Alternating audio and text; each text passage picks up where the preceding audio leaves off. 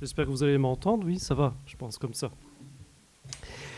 Je remercie les organisateurs de m'avoir invité au colloque et je voudrais dédier cette intervention à la mémoire de sœur Gabrielle Noël, qui est une des fondatrices aussi du CEMI et puis une très grande amie de Marie de l'Incarnation. Marie Guyard présente l'exemple d'une étonnante vocation apostolique vécue à l'intérieur de l'événement du mariage spirituel. Les chercheurs, toutes disciplines confondues, soulignent aujourd'hui la personnalité étonnamment unifiée de cette femme au parcours par ailleurs si atypique. En effet, le mariage spirituel a fait entrer Marie Guyard dans ce qu'elle désigne comme son état foncier et qui sera l'élément unificateur de tout son être. La double vocation unitive et active, contemplative et apostolique, ne saurait dès lors s'opposer en elle. L'expérience mystique de type nuptial que Marie de l'Incarnation est appelée à vivre sera aussi et nécessairement apostolique, sous l'action du même esprit qui unit l'âme à Dieu dans le mystère de l'Alliance. La présente communication se propose donc, en s'appuyant exclusivement sur les écrits de Marie Guyard, de chercher à montrer en deux temps comment le mariage spirituel trouve sa fécondité et sa réalisation plénière dans la vocation apostolique qui conduit à l'entière conformation au Christ. Ce sera la première partie. Puis, dans la deuxième partie, je chercherai à rendre compte de l'unification des deux versants unitifs et apostoliques du mariage spirituel et leur articulation autour de l'élément clé, qui me semble être l'élément clé chez Marie de l'Incarnation, d'état foncier. Donc tout d'abord, le mariage spirituel et vocation apostolique. Première partie. La vie intérieure de Marie Guyard la conduit, vous le savez, par étapes à ce qu'elle désigne elle-même comme le mariage spirituel, à la suite de toute la tradition chrétienne, au moins depuis Bernard de Clairvaux et Guillaume de Saint-Thierry. Le mariage spirituel, eh bien, Marie de l'Incarnation le présente ainsi lorsqu'elle dit qu'il s'agit de devenir lui, c'est-à-dire devenir lui, c'est-à-dire le Verbe incarné, par participation. Il s'agit là de la nature donc, du mariage spirituel. Dans le mariage spirituel, qui est le plus haut degré d'union à Dieu auquel l'homme peut être appelé sans sortir de sa condition terrestre, Dieu et l'âme ne sont pas tellement dans la situation de deux personnes qui se sont rapprochées dans l'accord exact, idéalement au moins de leur volonté, mais qui vont tendre dans une mutuelle compénétration de leur personne à ne former plus qu'un, à passer à un état d'union radicalement autre, à la situation totalement nouvelle qui sera celle d'une vie véritablement commune. Dans la relation de 1654, Marie de l'Incarnation décrit ainsi l'expérience du mariage spirituel qui lui est donnée de vivre à la Pentecôte 1627, au cours du deuxième ravissement trinitaire. Elle écrit « La suradorable personne du Verbe divin s'empara de mon âme et l'embrassant avec un amour inexplicable, l'unit à soi et la prit pour son épouse. De sorte que n'étant plus moi, je demeurais lui par intimité d'amour et d'union, de manière qu'étant perdu à moi-même, je ne me voyais plus, étant devenu lui par participation. » Ici, le terme fort, c'est « par participation ». Le mariage spirituel conduit à la parfaite communication de la vie divine, qui découle du commerce d'esprit à esprit et d'esprit dans l'esprit, comme le dit Marie de l'Incarnation, qui caractérise l'intimité de l'union de l'âme avec Dieu. La réalité du mariage spirituel est similaire à ce que pouvait exprimer l'apôtre Paul lorsqu'il écrivait dans l'épître aux Galates « Je vis, mais ce n'est plus moi, c'est le Christ qui vit en moi ». C'est la relation la plus étroite qui découle de l'union sponsale entre l'âme et Dieu, qui peut être aussi comparée, pour le fond de l'expérience décrite dans la relation de 1654, à la voie unitive du pseudo-Denis, ou encore à ce que Jean Rusbrook désigne comme la vie suressentielle, qui est l'union d'amour, d'un amour simple et sans mode, qui rend l'âme une, en une unité d'amour et non d'essence, avec Dieu. Le mariage spirituel, tel que le décrit aussi Marie de l'Incarnation, peut être aussi comparé à l'union transformante de Saint Jean de la Croix, qui est en effet aussi pour lui l'effet de l'amour. Cet état d'union où Dieu et l'âme ne sont plus qu'un, unis, relève essentiellement et uniquement de l'amour. Il se rapporte à l'ordre de l'amour, non à l'ordre entitif, non à l'essence, ni à la nature, selon laquelle Dieu et la créature demeurent évidemment radicalement distincts. Mais dans l'état du mariage spirituel, l'homme devient Dieu, nous dit Marie, par participation. Et pour elle également, les deux personnes ne font plus qu'une dans les embrassements mutuels de l'amour. L'union affective du mariage spirituel s'avère être une expérience aussi vitale.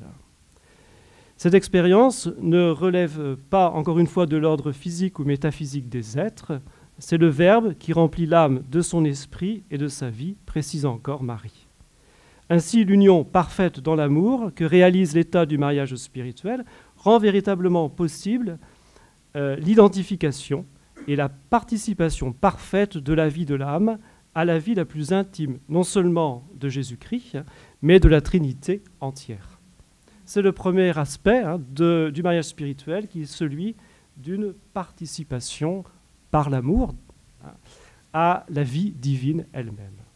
Le deuxième aspect aussi du mariage spirituel chez Marie de l'Incarnation, c'est que le mariage spirituel relève d'emblée chez elle d'une dimension apostolique. La possession mutuelle des personnes dans l'amour a pour conséquence immédiate une communauté de biens, ce sont les expressions employées par Marie, mais aussi une communauté d'intérêts. L'âme est à son bien-aimé et son bien-aimé est à elle avec une communauté d'intérêts et de biens, écrit Marie. Dans l'expérience de Marie Guyard, le mariage spirituel revêt donc de soi une dimension apostolique. Cette nécessité d'être aux affaires de l'époux relève de l'amour mutuel des époux, de la cohérence de leurs dons et appartenance réciproque. Ainsi, le mariage spirituel possède-t-il de manière indissociable, comme les deux facettes d'une même réalité, un versant contemplatif ou unitif et un versant actif et apostolique. Il peut être qualifié à juste titre de mariage apostolique. Parvenu à l'état du mariage spirituel, l'âme, dans l'union d'un amour mutuel avec le Christ, ne peut vouloir que ce que la divine volonté veut en elle. L'union étroite au Verbe époux entraîne immanquablement la faculté de la volonté, inséparable de l'amour, à s'unir et à s'identifier à l'époux rédempteur. Aussi, la nécessité de se donner entièrement à l'œuvre du salut s'imposera alors à l'âme et l'investira à proportion de l'intensité de son amour. L'itinéraire unitif aboutissant au mariage spirituel et l'émergence de la vocation proprement apostolique ne sont pas chronologiquement deux étapes successives dans la vie de Marie Guyard. Si après son départ pour le Canada en 1639, la deuxième partie de son existence est entièrement consacrée à la mission, Marie parle cependant de ses nouvelles activités évangélisatrices comme des actes effectifs de la dimension proprement apostolique inhérente à l'état du mariage spirituel. Donc quelque chose qui est déjà présent d'emblée dans l'avènement du mariage spirituel. L'activité spécifiquement apostolique ne vient pas, encore une fois, se juxtaposer, moins encore se surajouter comme une seconde vocation à la dimension proprement unitive du mariage spirituel. Elle s'inscrit au contraire à l'intérieur de cette dernière, dont elle est la réalisation première, comme la fécondité du mariage spirituel en quelque sorte. Donc ces deux versants unitifs et apostoliques de la même relation à Dieu sont en réalité présents à chaque stade important du cheminement spirituel de Marie de l'Incarnation, et on pourrait relire ainsi toute la relation de 1654 en essayant de déterminer à chaque fois dans les différents états d'oraison, ce que Marie de l'Incarnation appelle des états d'oraison, ces deux dimensions à la fois unitives et apostoliques. Le mariage spirituel, qui est l'expérience intérieure qui domine certainement toute la vie de Marie Guyard, l'aura établi définitivement à la fois dans son état d'épouse et dans sa vocation d'être aux affaires de l'époux. Et Marie pourra alors dire de nouveau avec saint Paul, « Pour moi, vivre, c'est le Christ ». Et elle pouvait affirmer plus amplement avec saint Paul encore, « Annoncer l'Évangile est une nécessité qui s'impose à moi, malheur à moi si je n'annonce pas l'Évangile ». Troisième aspect du mariage spirituel chez Marie de l'Incarnation, c'est Marie de l'Incarnation va recevoir aussi ce don qu'elle qualifie d'esprit apostolique, qui lui est donné aussi à l'intérieur du mariage spirituel et qui va constituer comme une sorte de perfection du mariage spirituel.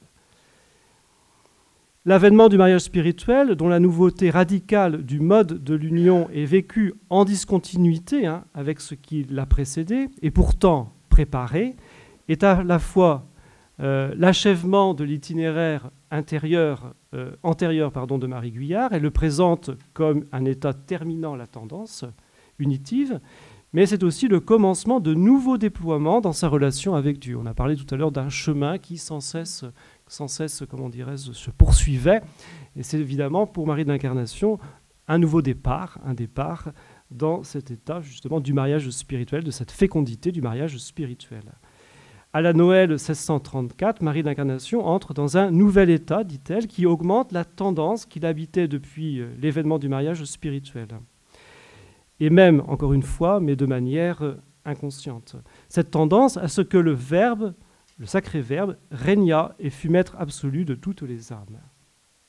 Et elle précise dans sa relation de 1654, c'était une émanation de l'esprit apostolique qui n'était autre que l'esprit de Jésus-Christ, lequel s'empara de mon esprit pour qu'il n'eût plus de vie que dans le sien et par le sien, étant toutes dans les intérêts de ce divin et suradorable Maître et dans le zèle de sa gloire, à ce qu'il fût connu, aimé et adoré de toutes les nations qu'il avait rachetées de son sang précieux.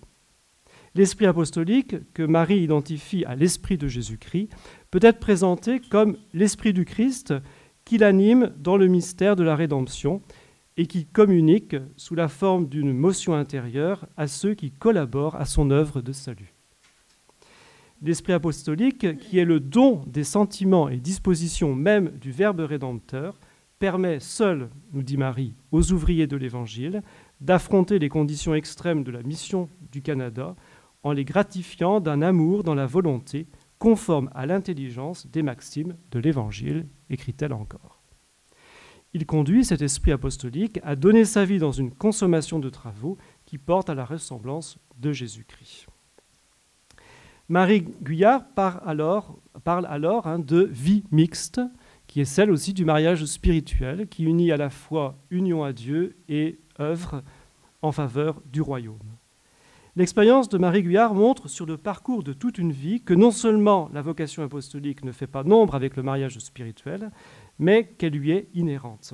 Mieux encore, qu'elle le conduit à sa pleine réalisation, à la perfection de l'union transformante par la configuration au Christ, dont témoigne l'état de victime et consommation continuelle dans lequel Marie de l'Incarnation est entrée dans la dernière période de son existence. Le mariage spirituel, qui est partage de la vie même du Verbe incarné, donc conduit à la conformation au Christ par l'assimilation des sentiments même du Rédempteur et la participation à sa mission de salut. Marie Guyard aurait pu reprendre encore ces mêmes paroles de saint Paul. Avec le Christ, je suis crucifié, je vis, mais ce n'est plus moi, c'est le Christ qui vit en moi. Car ma vie présente dans la chair, je la vis dans la foi au Fils de Dieu qui m'a aimé et s'est livré pour moi. Je ne rends pas inutile la grâce reçue de Dieu.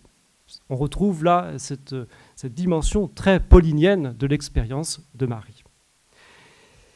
Maintenant, je voudrais passer à la deuxième partie de cet exposé qui, pour moi, est la partie la plus importante parce que j'aimerais justement pouvoir essayer d'articuler théologiquement ces deux dimensions unitives et apostoliques dans le mariage spirituel. Les écrits de Marie de l'Incarnation non seulement décrivent avec précision l'expérience du mariage spirituel, mais en révèlent également la cohérence interne.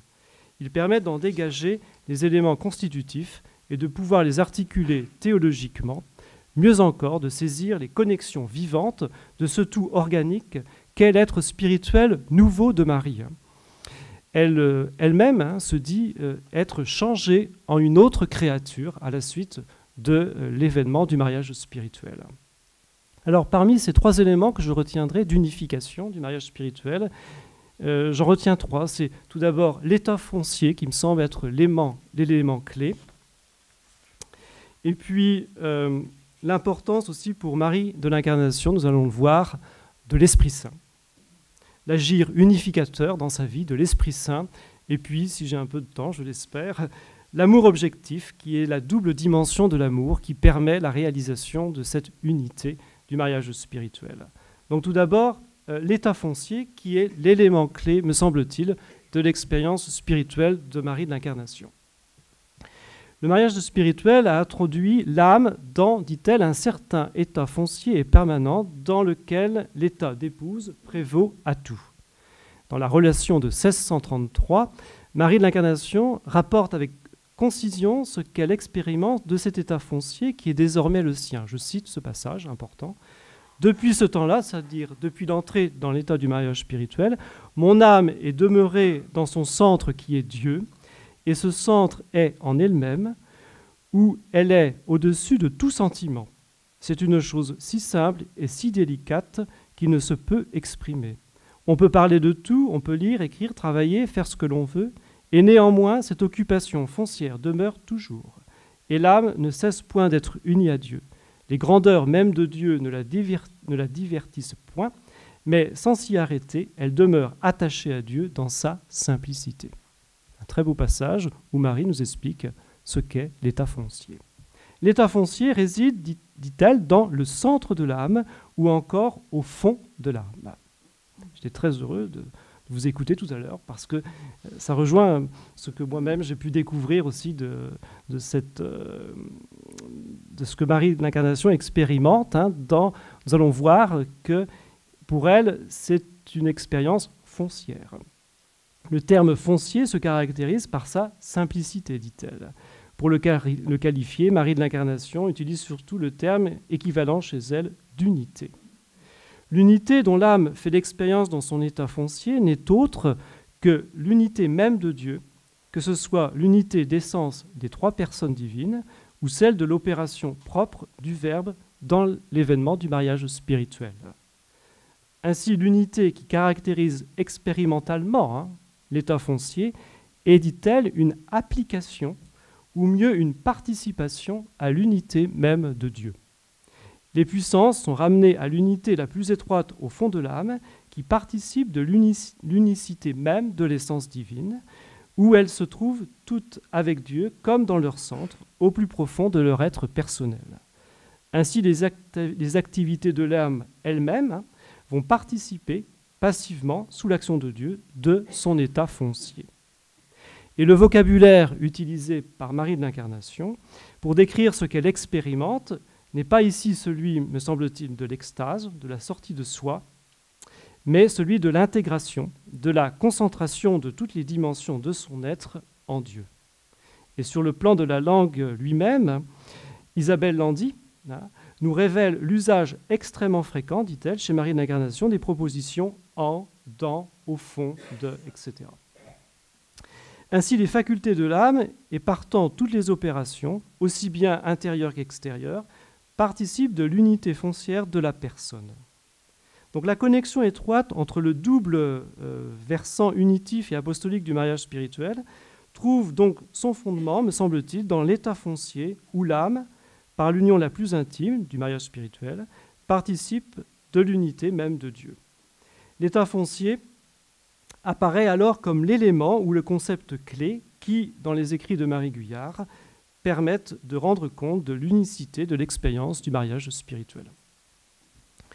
Dans sa correspondance avec son fils, Marie écrit « Dieu s'étant tellement emparé de l'âme qu'il est comme le fond de sa substance. C'est un état permanent où l'âme demeure calme et tranquille, en sorte que rien ne peut la distraire. Ses soupirs et ses respires sont à son bien-aimé dans un état épuré de tout mélange, voilà le thème de la pureté, autant qu'il le peut être en cette vie. Elle expérimente ce que c'est que la véritable pauvreté d'esprit, ne pouvant vouloir que ce que la divine volonté veut en elle. » On voit ici bien que le thème de la pureté est en rapport avec la correspondance à la volonté de Dieu. En fait.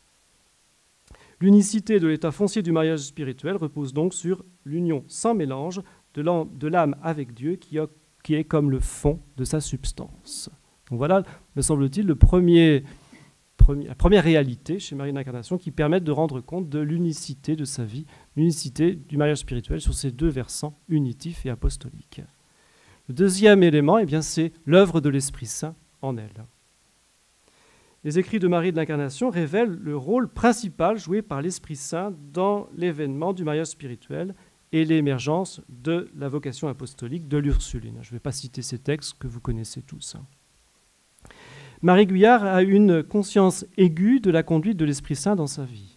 Elle utilise pour la désigner des expressions particulièrement fortes. Elle dit « l'Esprit m'agissait si fortement », l'Esprit lui imprime une vérité, ou encore fait mourir l'intérieur par son même principe d'être inexorable en matière de pureté. De son côté, Marie n'a pas, dit-elle, le pouvoir de rien faire que poussée et actuée par le divin esprit, qu'elle expérimentait conduire ses pas et ses actions. Non seulement le Saint-Esprit est le moteur de l'union, il est d'ailleurs lui-même l'union. L'expérience du mariage spirituel est avant tout celle de l'union, certes, avec le Verbe époux, mais le lien qui unit l'âme au Verbe incarné est l'époux de Jésus-Christ.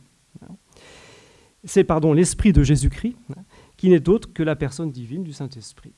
Cette dernière, le Saint-Esprit, tient ad extra, pour l'âme, le même rôle qu'il tient ad intra au sein de la Trinité, celui du lien de l'amour mutuel. L'Esprit Saint est non seulement le moteur du dialogue intérieur, mais il l'est aussi des œuvres extérieures. Le Saint-Esprit, qui est l'Esprit de Jésus-Christ, communique ainsi à l'âme les dispositions qui la feront agir en conformité avec le Christ. Les écrits de Marie de l'Incarnation décrivent souvent l'action conjointe du Saint-Esprit sur les deux facultés de l'entendement et de la volonté. L'Esprit donnant à la première, donc à l'entendement, l'intelligence, et à la seconde, la volonté, la disposition à une action conforme à cette même volonté, ainsi que le précise souvent Marie de l'Incarnation, justement à propos de l'Esprit apostolique. Ainsi, l'Esprit Saint révèle à l'âme le sens aussi de l'Écriture, qui devient aussi une nourriture céleste qui lui donne la vie par le même Esprit. On voit que l'Esprit Saint nourrit à la fois l'intelligence, mais aussi l'action, en lui communiquant plus qu'une connaissance, en lui communiquant la vie. On pourrait bien sûr multiplier ici les citations. L'intelligence de l'Écriture, à laquelle Marie est introduite par l'Esprit Saint, est présentée par elle comme une œuvre d'illumination qui la guide lors des étapes importantes de son itinéraire spirituel. L'Esprit illumine l'intelligence de Marie, la gratifiant d'une connaissance par connaturalité, propre au don du Saint-Esprit, en particulier au don de sagesse et d'intelligence. Ce mode surnaturel de connaissance relève aussi, dit-elle, de l'état foncier du mariage spirituel. Au premier état d'oraison, elle précise d'ailleurs que l'Esprit l'occupait intérieurement par une force et une efficacité secrète pour la gagner entièrement à lui. La vertu secrète, dit-elle, qui lui est ainsi donnée, la retient sous les lois de l'Esprit. Mieux encore, l'âme devient un même esprit avec lui. L'esprit, dit-elle, de mon esprit, vie de ma vie. L'âme n'agit que actuée par l'esprit pour tout ce que Dieu veut d'elle, aussi bien dans le commerce amoureux, encore une fois, de l'union, que dans les œuvres de la vie apostolique. En définitive, l'esprit est l'esprit vivifiant de Jésus-Christ, la vie divine elle-même que le Verbe produit en l'âme, en une génération continuelle de sa vie et de son esprit. Afin que celle-ci, dit-elle, n'ait plus de vie qu'en Jésus-Christ, selon le sens d'ailleurs de saint Paul. Elle, explicitement, Marie parle de emploie ce sens de saint Paul, par sa sève qui est son divin esprit. Et l'esprit secret, qui n'est autre que l'esprit de Jésus-Christ et de l'Évangile, donne à l'âme purifiée une certaine participation de soi-même, qu'il établit dans une vie intérieure qui l'approche de sa ressemblance. Donc, esprit et vie ne sont autres que l'esprit et la vie de Jésus-Christ, et qui n'est autre, en définitive, que le Saint-Esprit, qui communique à l'âme, donc en l'unissant au Verbe époux dans le mariage spirituel. À l'esprit doit répondre, du côté de l'âme, la parfaite correspondance, appel-correspondance, qui peut être qualifiée aussi de dynamisme foncier. Et aussi, appel aussi à la vie, c'est-à-dire la pureté du cœur, appelle aussi cette pureté du cœur, deux réalités essentielles chez Marie de l'Incarnation. Donc ces rapides notations présentées n'épuisent bien sûr pas toute la richesse de l'expérience de Marie de l'Incarnation dans les voies de l'Esprit. Elles permettent cependant de préciser le rôle central joué par le Saint-Esprit dans l'unification du double versant unitif et apostolique du mariage spirituel. L'Esprit, l'ayant uni à la personne sacrée du Verbe, l'âme, dit encore Marie, est dans la source qui lui imprime toute vérité et la fait vivre dans ses influences par l'action même de l'Esprit de Jésus-Christ. Troisième élément qui peuvent rendre compte aussi de l'unité du mariage spirituel, l'unicité du mariage spirituel, c'est la double dimension de l'amour de Dieu et de l'amour du prochain. Dans la relation de 1654, Marie de l'Incarnation utilise une expression dont l'occurrence est unique dans l'ensemble de ses écrits pour désigner sa relation au Verbe incarné. Elle parle d'amour objectif. Cette expression que Thérèse qualifie de notion quasi technique en philosophie désigne ici le Verbe époux vers lequel se dirige en priorité l'amour de l'épouse. Dans ses relations d'oraison, Marie parle du Verbe comme de l'unique désir de son cœur, le seul objet de son amour et le centre où se portent toutes ses affections. Cependant, Marie met aussi en relation l'amour objectif avec l'esprit suradorable du Verbe incarné. L'amour qui est l'objet du désir de l'âme et l'unit au Verbe incarné est, là aussi, en définitive, le Saint-Esprit, me semble-t-il. Le moteur gracieux, donc le Saint-Esprit, qui unit l'âme au Verbe et à la Trinité entière, est un esprit amoureux, dit Marie de l'Incarnation, un esprit aimable, un esprit d'amour. Il est lui-même l'amour. Aussi, l'unicité du mariage spirituel relèvera également sous l'action de l'unique esprit d'amour, de la double dimension de l'amour de Dieu et de l'amour des hommes. En effet, si l'objet de l'amour est Dieu seul, le même amour, cependant, enferme en lui toutes les créatures dans lesquelles Dieu est présent. Marie de l'Incarnation écrit encore « Mon âme avait une tendance à Dieu sans cesse, je le rencontrais en toutes les créatures et dans les fins pour lesquelles il les avait créées. » L'union à l'amour objectif implique le partage du même amour que Jésus-Christ porte à l'égard des hommes, à la participation des intérêts même du Sauveur, qui, pour eux tous, a répandu son sang, afin que ceux-ci participent au bienfait de la rédemption.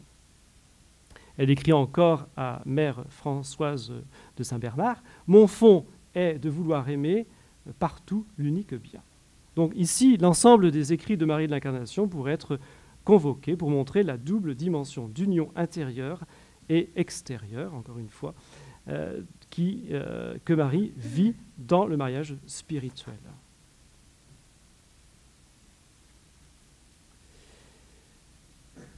Si vous voulez, je vais en passer tout de suite à la conclusion. Et vous l'avez compris, il me semble que l'unicité de la vie de Marie de l'Incarnation, c'est la conduite de l'Esprit Saint, de l'Esprit d'amour. Peut-être n'avons-nous pas suffisamment, pour le moment, interrogé Marie de l'Incarnation sur la place, les écrits de Marie de l'Incarnation sur la place de l'Esprit Saint dans sa vie. Si le mariage spirituel est l'événement donc, qui domine la vie de Marie Guyard, l'état foncier dans lequel il l'a fait définitivement entrer est la clé de compréhension de l'être nouveau auquel l'a appelé la vocation d'épouse du Verbe incarné. Cet état permanent au centre de l'âme se définit par son unité d'une application dans la suprême partie de l'âme de l'unicité même de Dieu, de l'essence, de l'unité d'essence des trois personnes divines et celle propre de l'opération du Verbe époux. L'acte d'union de l'âme à Dieu peut être attribué au Saint-Esprit qui, encore une fois, ad intra, est le lien de l'unité au sein de la Trinité. L'Esprit Saint est aussi l'Esprit de Jésus-Christ, participation créée dans la nature humaine du Verbe incarné, de l'Esprit incréé, que la troisième personne divine communique à l'âme, conjointement en l'unissant au Verbe. Ainsi en est-il de l'Esprit apostolique, qui est une émanation de l'Esprit de Jésus-Christ, le don le plus précieux, déclare Marie de l'Incarnation, qui la rend participante à la mission du Rédempteur, auquel l'âme, dans l'état du mariage spirituel, est liée par une communauté d'intérêts et de biens.